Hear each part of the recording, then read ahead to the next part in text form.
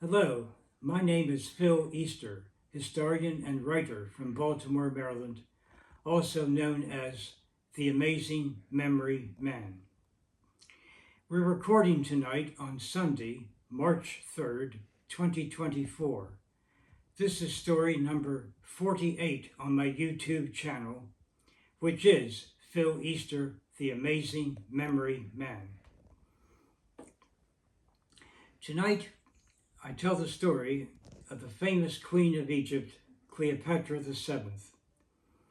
Yes, it might surprise some people to know there were as many as 7 Cleopatras.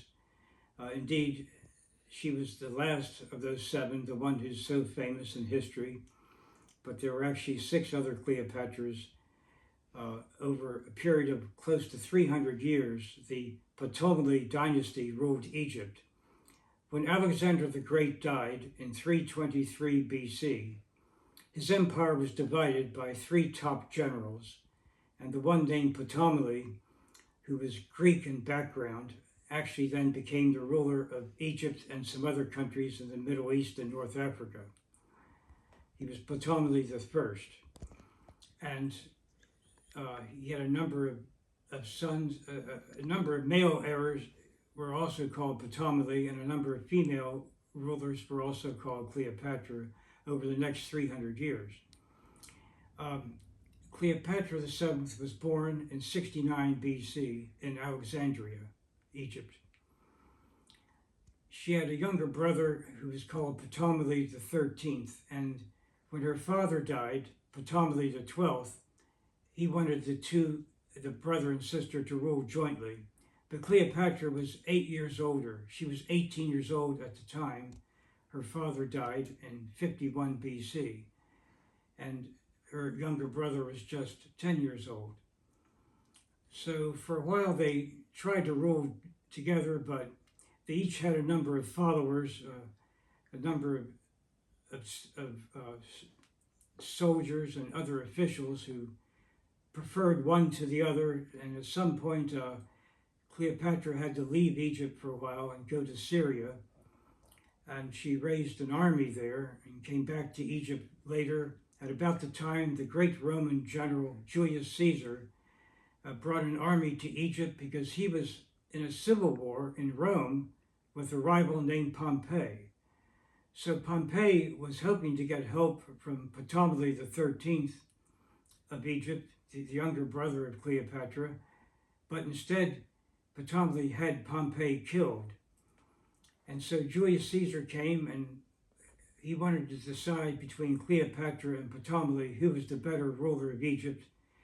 And it was said Cleopatra used her feminine charms, among other things, to convince Julius Caesar that she'd be the better ruler. And so, indeed, he favored her, and Ptolemy, her brother, was driven out of Egypt. There was a battle called the Battle of the Nile, and while escaping the battle, he drowned in the Nile River, actually. And now Cleopatra and Julius Caesar really ruled together. The Roman Empire was expanding, and Caesar and Cleopatra became lovers, and they had a child, and a boy named Caesarion.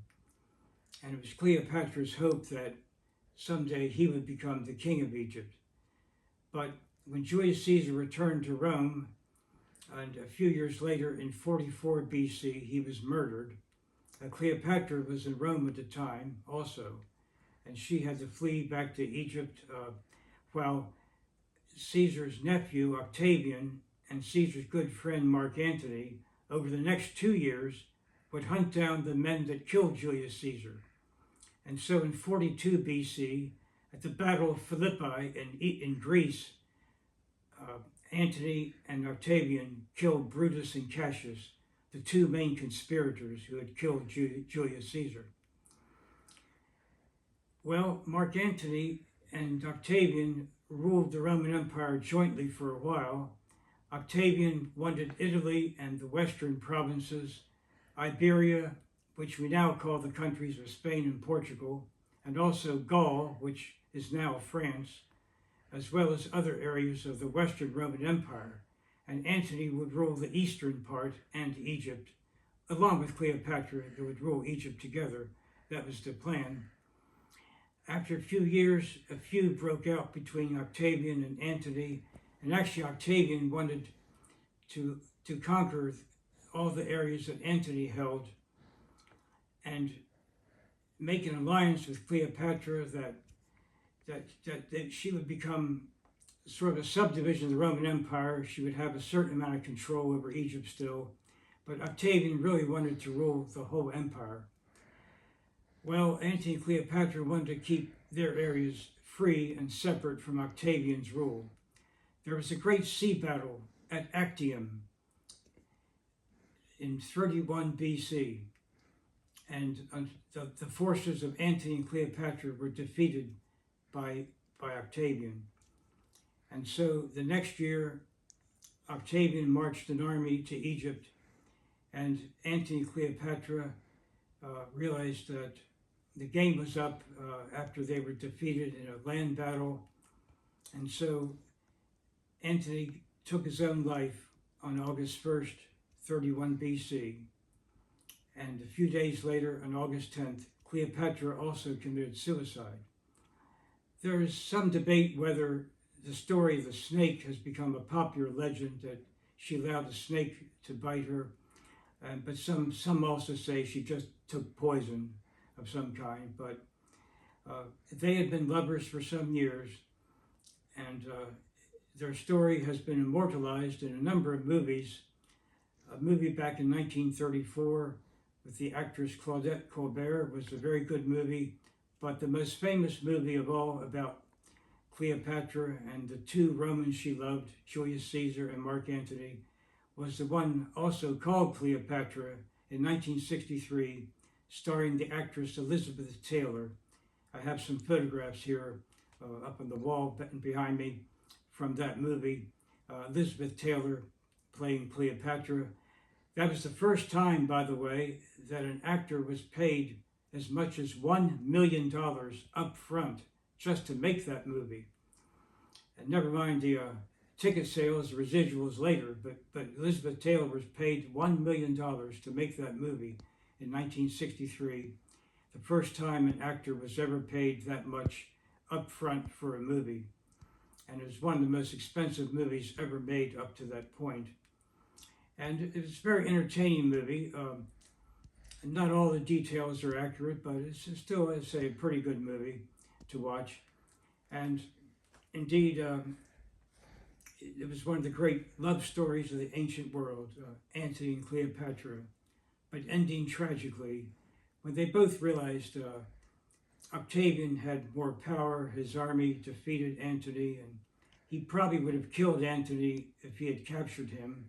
And it is believed Octavian would have taken Queen Cleopatra back to Rome as a prisoner, and she could not stand that thought of being taken to Rome in chains, so she decided to end her life in August of 30 BC at the age of 39. But the story of Cleopatra, an amazing woman who spoke many languages, very much a scholar. She was known for her beauty, but she was also very much a scholar. She studied the previous histories of Egypt and other countries very well. And another movie, by the way, I know came out in 1940s called Caesar and Cleopatra. That mostly focused on Julius Caesar and her before she met Mark Antony. And that actress was Vivien Leigh, another fine actress of the 1930s and 40s, who had played Scarlett O'Hara in Gone with the Wind in 1939. So as the movie of 1963 with Elizabeth Taylor and Richard Burton played Mark Antony and Rex Harrison played Julius Caesar. Cleopatra VII was considered the last pharaoh of Egypt, because after her death, Octavian had control of Egypt, and the Roman Empire would rule Egypt directly for several hundred years. And then other governments came about. At one point, I think it was part of the Ottoman Empire many years later. And modern Egypt does have presidents. They have elections every so often. Some of their famous presidents since World War II were Nasser, Sadat, and Mubarak. Cleopatra VII, the last pharaoh of Egypt. This is Phil Easter, the Amazing Memory Man. We'll see you next time, another story on another subject. Thank you, and good night.